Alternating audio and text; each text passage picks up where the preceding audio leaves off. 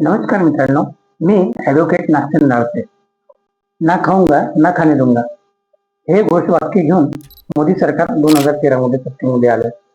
जनतेने या गोष्टीला प्राधान्य देऊनच त्यांना सत्तेमध्ये बहुमताने आणलं.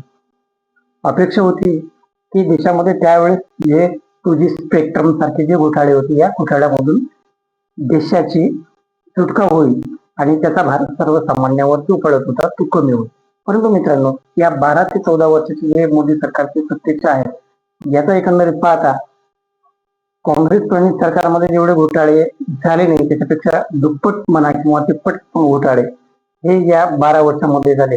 आणि याच्यामध्ये एक राज्य अग्रेसर या घोटाळ्यामध्ये होतं, ते म्हणजे गुजरात. तर मुख्य विषयाकडे येऊ मित्रांनो.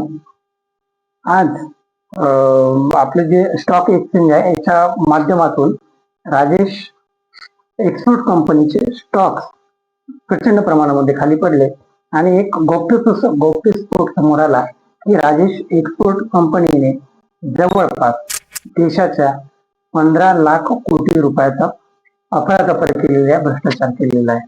त्यामुळे हा जो घोटाळा आहे हा देशातच नव्हे, परिणामी जगामध्येही सगळ्यात मोठा घोटाळा आहे.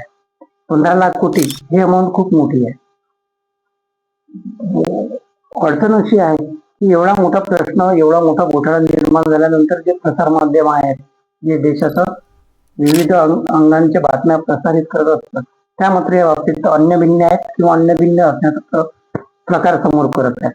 कारण या बोगस कंपनीनं आपलं 32,000 कोटीचं व्हॅल्युएशन याच्यामध्ये दाखवलं.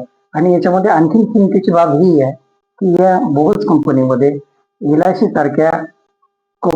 सारख्या आपल्या कंपनीने, ज्याच्यामध्ये सर्वसामान्यांनी आपले पैसे गुंतवलेले असतात, या बोगस कंपनीचे 10% शेअर एलआयसीने विकत घेतलेले आहे. त्यामुळे ही परत चिंतेची बाब आहे. अशा बोगस कंपन्या गुजरातमधून कुठेतरी तयार होतात. त्याच्यामध्ये बँकांच्या ज्या सार्वजनिक बँक आहेत त्यांच्या अशा हजारो कोटी, लाखो कोटी रुपयाचे घोटाळे होतात आणि त्याचा इनडायरेक्टली परिणाम हा तुमच्या आमच्या सर्वसामान्यांच्या याच्यावर होतो, परिणामी देशाच्या अर्थव्यवस्थेवर होतो. या गोष्टीला आळा देण्यासाठी, अंकुश ठेवण्यासाठी सेबी ही निवडलेली असते.